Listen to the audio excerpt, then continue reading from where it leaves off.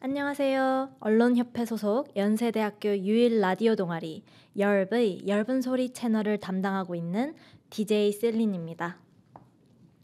최근 SNS를 떠들썩하게 했던 질문이 하나 있습니다.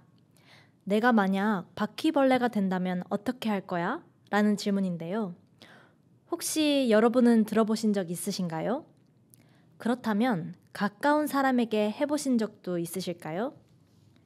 그 질문에 대한 답변도 이 질문이 인기몰이를 하게 만든데 한 몫을 한 것 같습니다.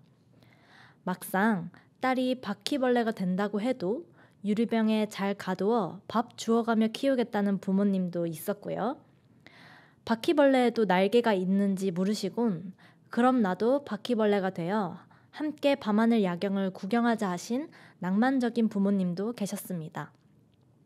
엄마 바퀴벌레가 되어서 네가 무엇으로 태어나도 영원히 사랑하겠다는 부모님도 계셨습니다.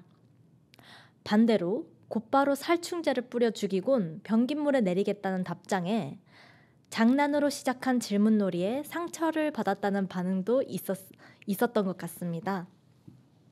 그런데 이 질문은 어느 날 갑자기 만들어진 것이 아닙니다. 사람이 하루아침에 벌레가 된다. 생각만 해도 끔찍하지만 한 소설책에선 첫 대목이 바로 이렇게 시작합니다. 어느 날 아침 어지러운 꿈속을 헤매다 눈을 뜬 그레고르 잠자는 자신의 몸이 흉측한 갑충으로 변해 있는 것을 발견했다. 바로 이렇게 말이죠.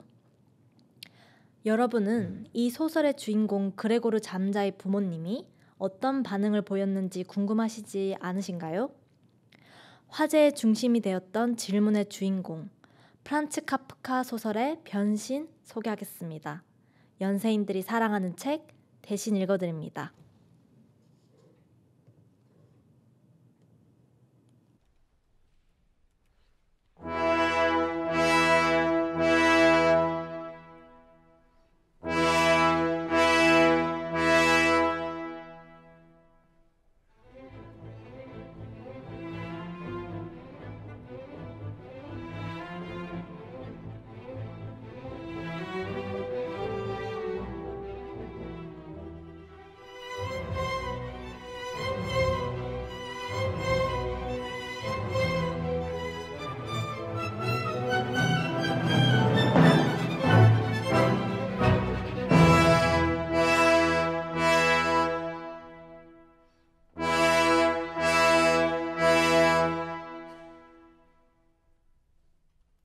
눈을 뜨자 자신이 사람만한 갑충으로 변해 있는 것을 알게 됩니다. 갑충이 그래서 어떻게 생겼는데?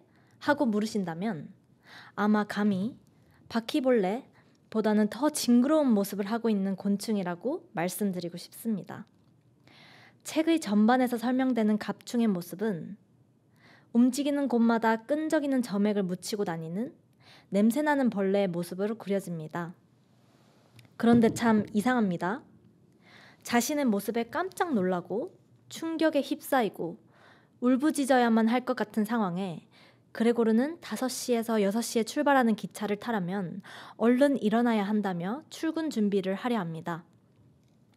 그레고르 잠자는 가난하고 무능력한 잠자씨 부부의 장남으로 가산이 기울어 다 쓰러져가는 집을 일으키기 위해 외판원이 되어 갖은 고생과 수고로움을 감수합니다.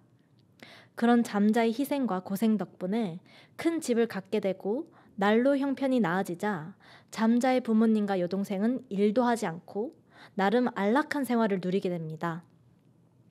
그리고 그레고르는 돈을 더 열심히 벌어서 동생을 음악 학교까지 보내고 싶어하는 지극히 동생을 아끼는 오빠이기도 합니다. 그런데 어느 날 아침 갑자기 벌레가 되어버린 그레고르는 무사히 출근을 할 수 있었을까요?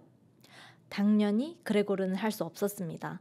출근은커녕 방 밖으로 한 발짝도 나서지 못하게 됩니다. 출근 시간이 훨씬 지나 회사 지배인이 헐레벌떡 그레고르를 독촉하기 위해 집으로 찾아왔으나 끔찍한 모습으로 변해버린 인간의 말이라곤 할 수 없고 찍찍대는 소리밖에 할 수 없었던 그레고르는 결국 자신의 모습을 보이게 되고 회사 지배인은 물론 엄마, 아빠, 그리고 여동생에게 큰 충격을 주게 됩니다. 아까 살충제를 뿌려 죽인 다음에 변기물에 내려 죽일 것이라는 너무나 티스러운 답변 기억하시나요? 아마 잠자 부부와 여동생은 갑충으로 변신한 그레고르가 너무 끔찍하고 무서워서 차마 처치할 수 없어서 방문을 닫아버리고 그레고르를 가둬버리는 방식으로 외면해버렸을지도 모르겠습니다. 잠자 부부와 여동생이 그레고르를 알아보지 못한 것은 아닙니다. 버젓이 그 사람만한 해충이 잠자의 방에 들어가 있고 회사 지배인마저 그레고르를 찾으러 왔으니 그 존재가 그레고르라고 믿지 않는 것은 아니었으나 아버지와 어머니의 반응은 썩 감동스럽지 못합니다. 어머니는 너무 징그러워 그레고르를 본 2번 모두 기절을 하셨고 아버지는 군복으로 갈아입고는 여차하면 끔찍한 해충인 너를 죽이겠다는 근엄한 집안 분위기를 만들었습니다.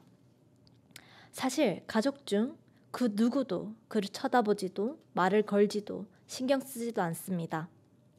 그렇게 그레고르는 자신이 가장 괴로울 순간에 가족들로부터 철저한 외면을 받게 됩니다.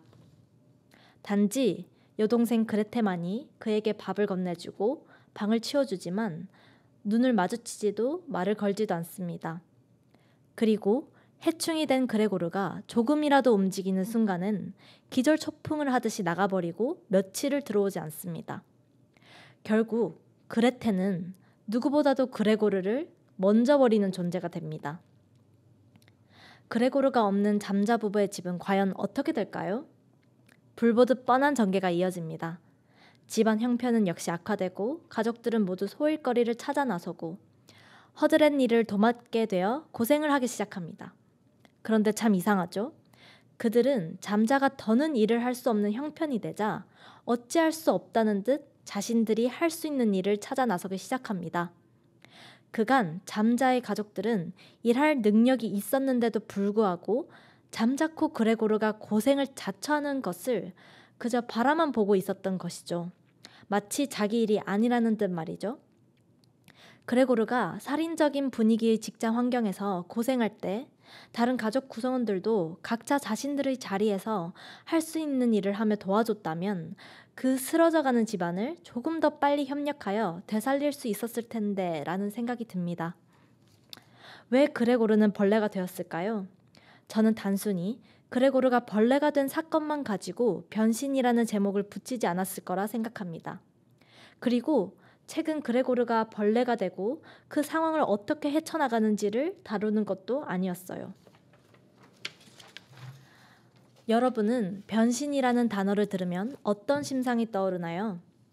능력을 가진 신이한 존재로의 변신, 악랄하고 타락하더라도 세상을 파괴하는 능력을 가진 존재로의 변신. 캐릭터 체인지에선 캐릭터 변신을 하면 등장인물들이 초능력자가 되지요.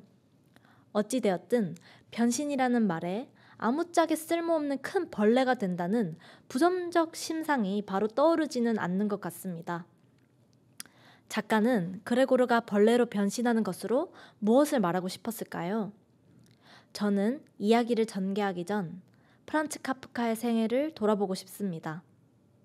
카프카는 오스트리아 헝가리 제국 영토였던 프라하에서 유대인 부모의 장남으로 태어났습니다. 사업가인 아버지는 엄격하시고 독선적인 성격을 지닌 사람이라고 기록되어 있습니다. 그의 어머니는 아버지를 돕느라 자식들을 돌볼 여가도 없었죠. 프란츠 카프카는 작가가 되기 전 노동자를 위한 산업재해 보험공단에 다녔습니다. 또 내부의 제안으로 시작한 공장 사업에 뛰어들기도 합니다. 19세기 당시 카프카 작가는 여러 열악한 노동 환경을 직접 눈으로 보고 느낄 수 있는 직업을 가졌다고 볼 수 있겠습니다. 산업사회의 노동 환경에서 노동자의 인간 소외 현상은 여러분들도 한 번씩 들어보셨을 거예요. 인간이 거대한 산업 조직의 부품으로 전락되고 자동화 기계에 의해 노동시장에서 거래가 되는 자본처럼 인간이 인간 본질을 상실하게 되는 것을 말합니다. 이제 제가 인간 소외를 말할 때 떠오르는 존재가 있지 않나요?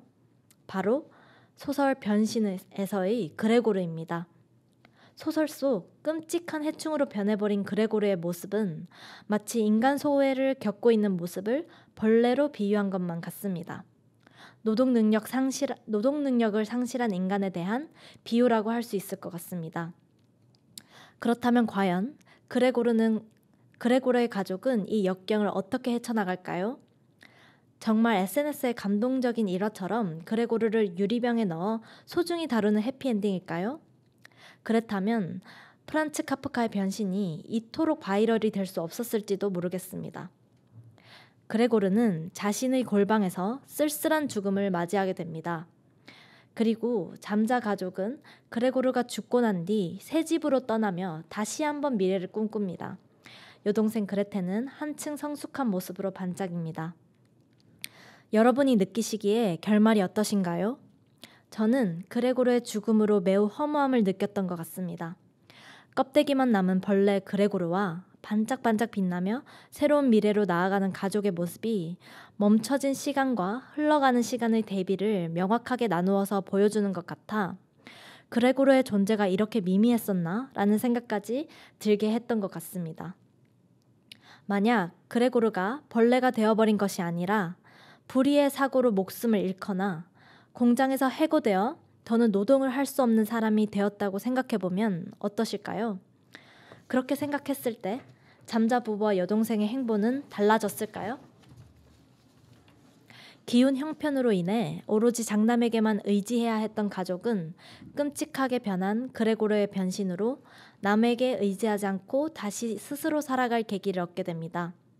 가족들은 벌레가 된 그레고르를 위해 어떤 대책도 세우지 않고 방에 가둬둡니다. 소시민의 집안에서 그레고르의 변신은 어찌 손쓸 방도가 없는 것이죠.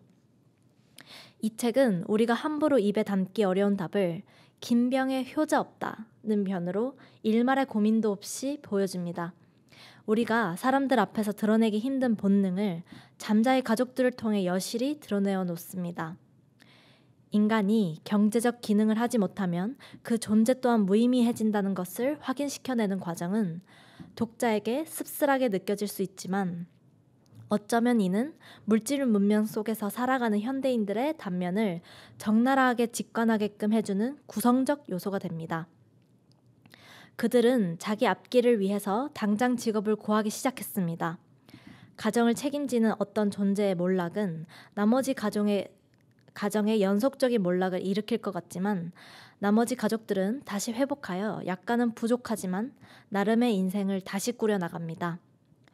오히려 끔찍한 벌레로 변한 잠자가 최후의 죽음을 맞이한 것을 확인한 순간 세상 없이 날아갈 듯 후련해합니다. 프란츠 카프카 작가는 문학 친구였던 오스카 폴라크에게 보낸 한 편지에서 문학에 대한 자신의 신념을 밝힌 적이 있습니다. 한 권의 책은 우리 안에 얼어붙은 바다를 부수는 도끼여야 한다네.